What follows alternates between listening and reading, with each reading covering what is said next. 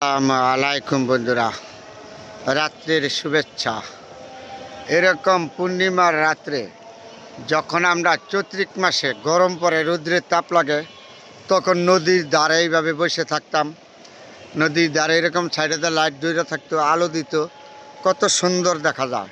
তা আজকে আপনাদের সাথে এই পূর্ণিমার রাত্রে আপনাদের সাথে শেয়ার করলাম।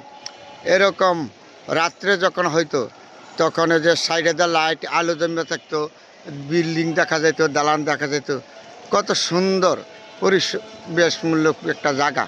তা আপনাদের সাথে শেয়ার করছি। এরকম চৈত্রিক মাসে রৌদ্রের তাপ যখন পড়ে তখন মনে হইতো তখন আমরা এরকম নদীর ধারে কুকুর পাড়ের ধারে বসে থাকতাম, রাত্রে বন্ধু বান্ধব মিলে আড্ডা মারতাম। যেহেতু এখন আমাদের কর্ম নিয়া পেশা নিয়া সব কিছু ভুলে গেছি, যেহেতু সংসার হয়ে গেছে গা, ছেলে মেয়ে হয়ে গেছে গা, আগের মতন আর ঘুরা আড্ডা এরকম চলে না।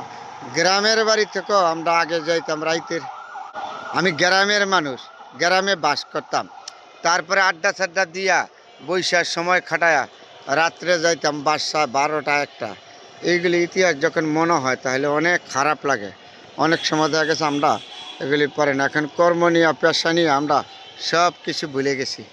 তারপরে বন্ধুরা মাঝে মাঝে যখন মনে হয় তখন আপনাদের সাথে শেয়ার করি এই অসাধারণ ইতিহাসগুলি।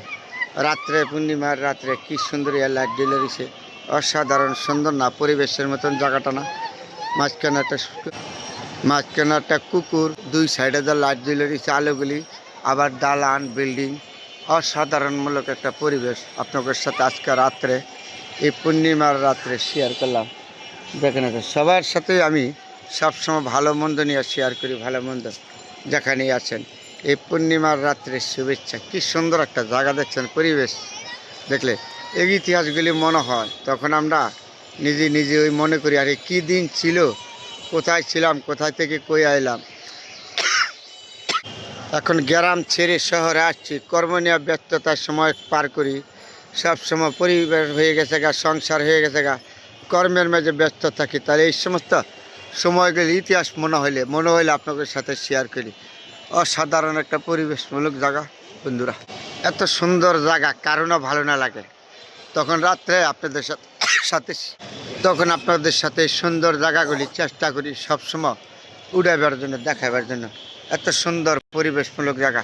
সবাই যে আমার এই ভিডিওগুলি পছন্দ করবেন এমন কোনো কথা না। একজনের পছন্দ হবে আরেকজনের হবে না, এটাই স্বাভাবিক। একজন মানুষ সবাই ভালোবাসে না, তাহলে আমারে আপনারা কেমনে ভালোবাসবেন?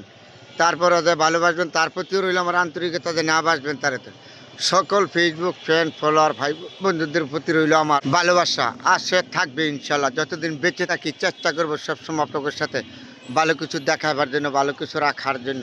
তাহলে আজকে রাত্রের জন্য বিদায় নিলাম। শুভরাত্রি। যেখানে আছেন সবাই ভালো থাকবেন। আমার ফেসবুক ফ্রেন্ড ফলোয়ার ভাই বোন সবার জন্য দোয়া।